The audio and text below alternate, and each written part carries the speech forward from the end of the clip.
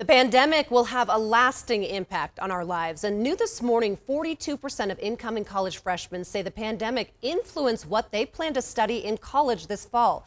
That's according to a survey by the education website Intelligent.com.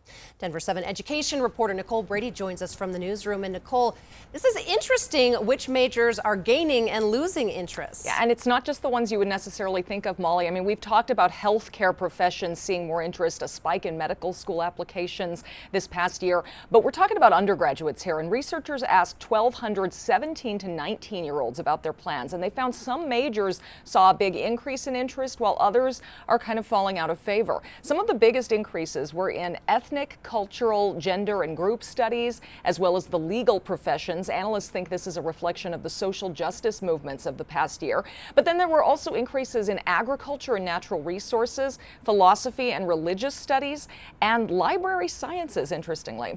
And as for the majors that lost interest, they included liberal arts and humanities, parks and rec, leisure and fitness studies, and sadly for us, communications and journalism. That whole coining of fake news in the last few years also has probably really impacted the journalism majors. And I think that right now, the Gallup polls show that there's a distrust of the media. Well, we know there are going to be some good up-and-coming journalists, but consultant Beata Williams says another thing they saw in the survey is young people don't seem to be as worried about choosing a major that will make them a lot of money and seem to be pursuing their passions more.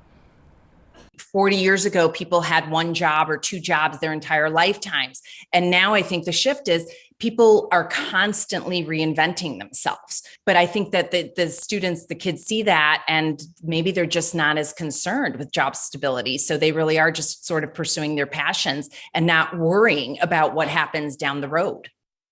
She added colleges should take note of these trends and consider how rising tuition could be impacting students' ability to pursue the things they love.